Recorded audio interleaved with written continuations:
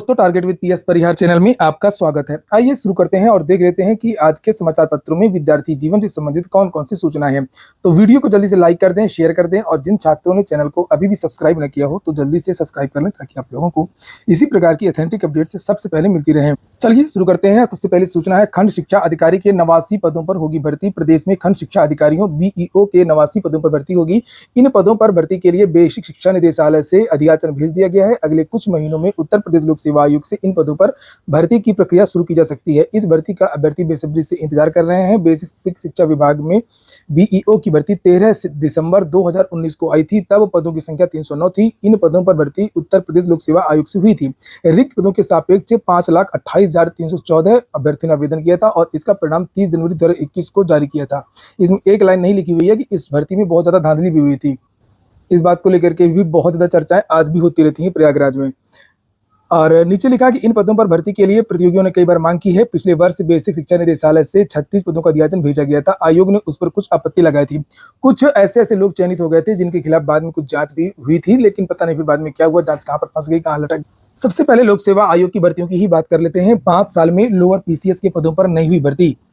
Lower PCS के पदों पर 5 साल से कोई भर्ती नहीं आई है। पहले यह भर्ती उत्तर प्रदेश लोक सेवा आयोग से हर साल 1 वर्ष के नियमित अंतराल पर कराता था।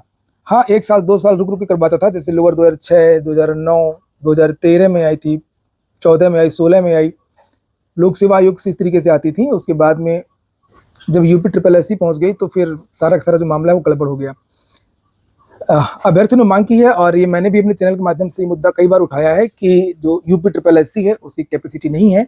हम रोज देखते हैं, बहुत सारे विभाग अक्सर कहते रहते हैं कि हमने अधियाचन भेज दिया, हमने अधियाचन भेज दिया, और वाकई वहां पर हजारों भर्तियों का अधियाचन पहुंच चुका है, लेकिन वो भर्ती नहीं निकाल पा रहा। निकाल इसलिए नहीं पा रहा कि जिनकी जो भर्तियां निकाल चुका है वो उनको कंप्लीट नहीं कर पा रहा है। इसीलिए विद्यार्थी अब मांग कर रहे हैं कि लोअर को जो है अब लोक सेवा आयोग को दे देना चाहिए। जबकि मेरा तो ये मानना है कि लोअर को ही नहीं, जितनी भी 4200 ग्रेड या कुछ थोड़ा सा भी बड़ी भर्तियां हैं ढंग की, उनको सभी को लोक सेवा को दे दिया जाए। लोक सेवा आयोग में एक समस्या केवल रहती है, समस्या ये रहती है कि विज्ञापन जारी होने में देरी। बस अगर विज्ञापन जारी हो जाता है लोक सेवा आयोग में, तब उसमें भर्ती प्रक्रिया में बहुत ज्यादा देरी नहीं लगती है। वो बात अलग है कि पेपर लीक या कुछ अन्य मामला हो जाए तो भले ही देरी हो जाए, या कुछ सक्षम असमकक्ष वाला विवाद इस तरीके का, नहीं तो फिर लोअर लोक सेवा आयोग में देरी नहीं होती। इसीलिए विद्यार्थी मांग कर रहे हैं कि जो लोअर की वैकेंसी है वो अब लोक सेवा आयोग को भेज दी जाए। यहाँ पर लिखा है कि आईसीयू में छूट देने की भी मांग की है। यूपी ट्रिपल एससी को भर्ती की जिम्मेदारी मिले 6 साल हो चुके हैं।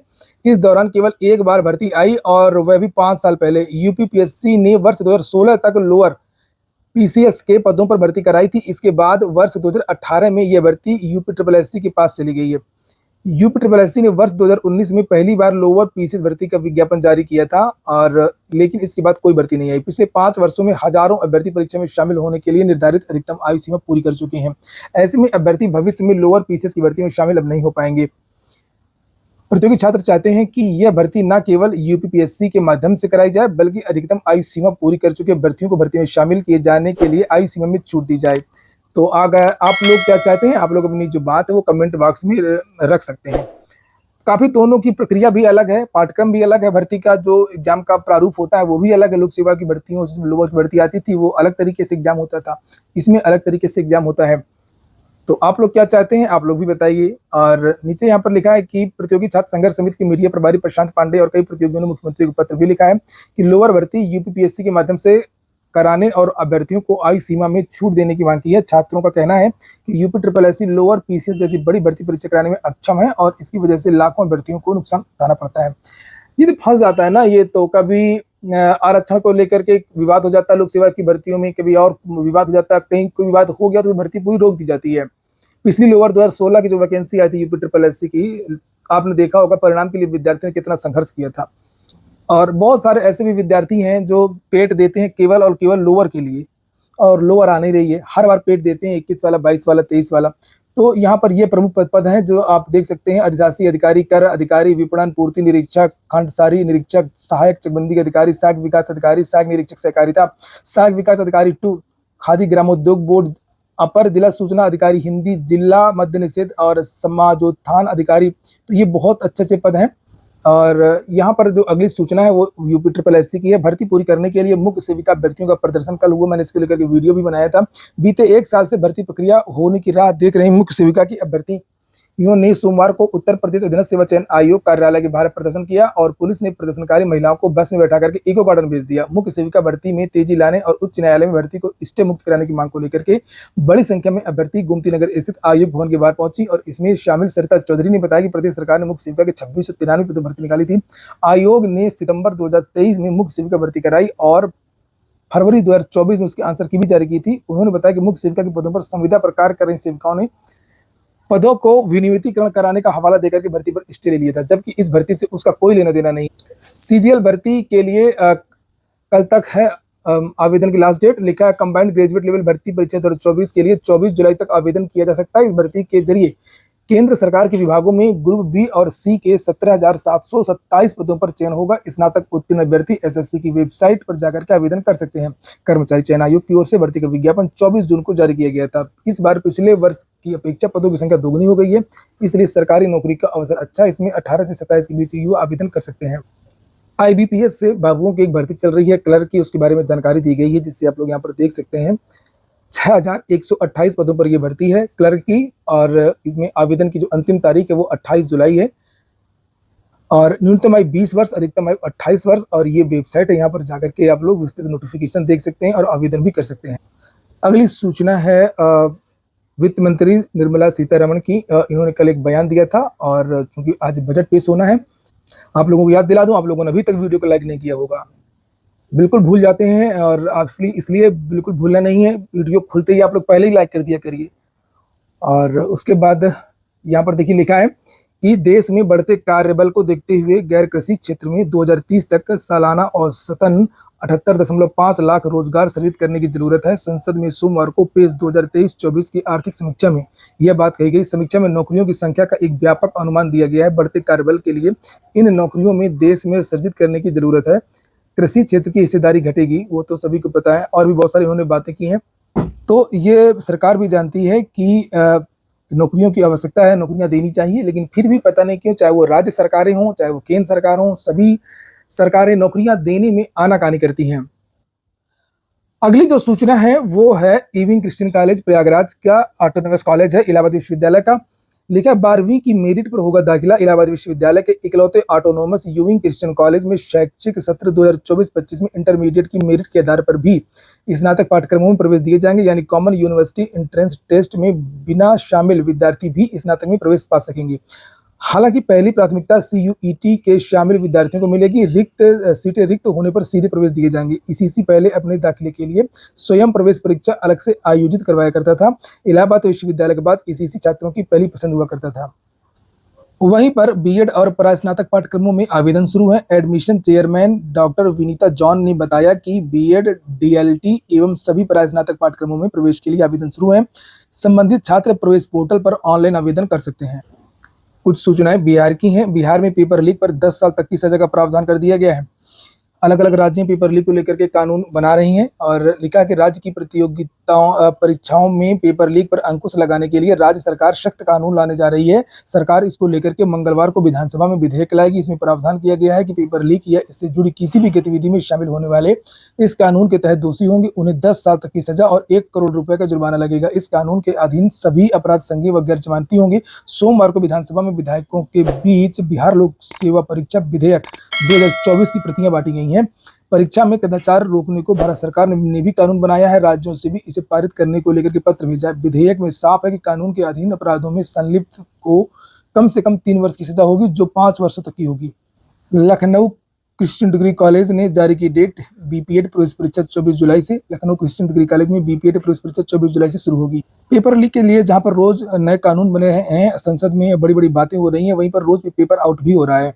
अभी पिछले सोमवार को ही संजय गांधी पीजीआई में नर्सिंग ऑफिसर का एग्जाम था और चर्चाएं हैं कि पेपर लीक हो गया।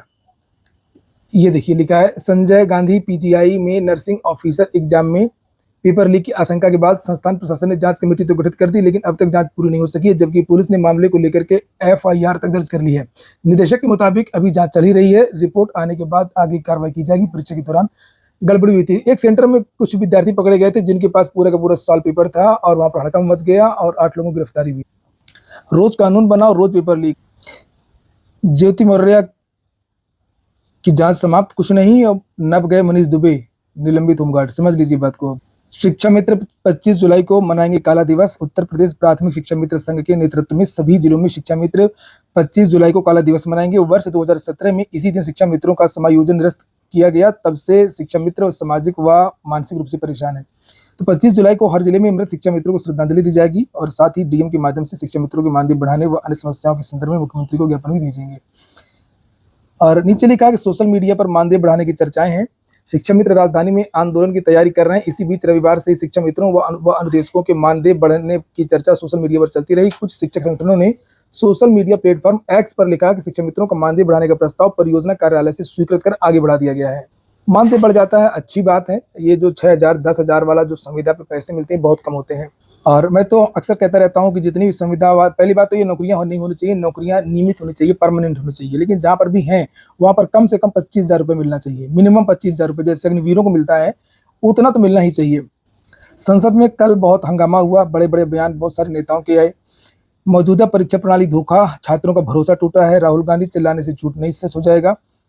लिखा मेडिकल राष्ट्रीय प्रवेश परीक्षा पेपर लीक मुद्दे पर लोकसभा में संसद सत्र के पहले ही दिन जमकर हंगामा हुआ। नेता प्रतिपक्ष राहुल गांधी ने सरकार पर निशाना साधते हुए परीक्षा प्रणाली पूरी तरह विफल हो चुकी है, देश की परीक्षा प्रणाली धोखा है, मौजूदा परीक्षा तंत्र से छात्रों का भरोसा छूट चुका है और विपक्ष ने निष्पक्ष जांच के लिए शिक्षा मंत्री धर्मेंद्र प्रधान का इस्तीफा भी मांगा है। अखिलेश यादव ने भी कल घेरा था। लिखा है अखिलेश, ऐसा लगता है यह सरकार पेपर लीक का रिकॉर्ड जरूर बनाएगी। डीएमके ने कहा कि नीट का जो पेपर है उसको रद्द करिए। अखिलेश यादव ने कहा कि देश भर के छात्र नीट में हुई धांधली को लेकर सरकार के खिलाफ आंदोलन कर रहे हैं, सीबीआई मामले की जांच भी कर रही है।